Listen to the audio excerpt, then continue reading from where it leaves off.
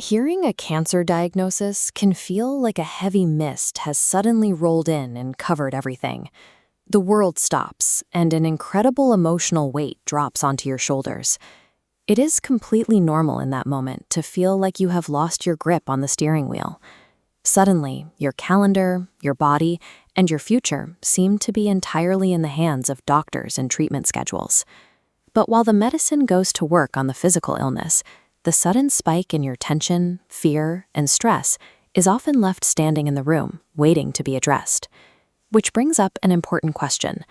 Does the way we feel emotionally, the amount of fear or calm we carry each day, actually impact how our bodies heal physically? The answer is yes. Taking care of your mental well-being is an active, measurable way to help your body fight the disease. To understand how this works, we can look at the invisible bridge connecting your brain directly to your immune system. When carrying constant anxiety, the brain floods pathways with stress chemicals. Over time, this creates chronic inflammation, a persistent heat spreading through your system. This internal heat acts as a fuel source for the illness, draining energy and severely impairing your natural immune defenses. By carrying that unchecked emotional stress, we accidentally create a harsh internal environment, and that environment makes the medical treatments work much harder to heal you. This is where structured therapy comes in. Practices like cognitive behavioral therapy or guided support groups are tools designed to cool down that internal heat. Clinical trials observing women with breast cancer tracked their progress in structured therapy groups.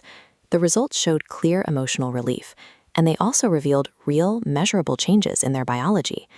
The data showed that patients who engaged in these therapies had stronger immune system responses. Over the long term, they experienced a much lower risk of the cancer returning. Sharing your experiences in this structured setting shifts the way your body handles stress. It helps quiet those physical alarm bells, moving your system from a state of emergency toward a state of recovery. Another gentle, proven method for altering this internal environment is a sustained yoga practice. Looking at graph D in this chart, you see a clear downward line for yoga patients, showing physical inflammation dropping significantly. Panning to charts B and C reveals the real-life impact. As this internal heat cooled, depression fell and vitality climbed steadily following treatment.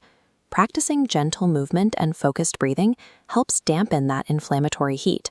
By lowering these markers, you are creating an environment that supports your recovery and helps restore your natural energy. When we zoom out from individual studies, the picture becomes even clearer. A massive scientific review conducted in 2026 analyzed decades of global research on this exact topic. They found that patients who took part in psychological and social interventions lived longer. Adding these calming practices directly improves key medical outcomes. It stretches the timeline of overall survival, increases the amount of time patients live free from disease progression, and creates a significantly higher quality of life along the way. Whether it is a consistent spiritual habit, structured counseling, or rolling out a yoga mat, the result is the same. Lowering your stress physically lowers the biological drivers that allow cancer to progress. This creates a partnership in your care. While your medical team works to target the disease, these calming practices allow you to focus on healing the environment where that disease lives. Your mind and your body are on the exact same team. Being gentle with both is a scientifically proven strategy for your survival.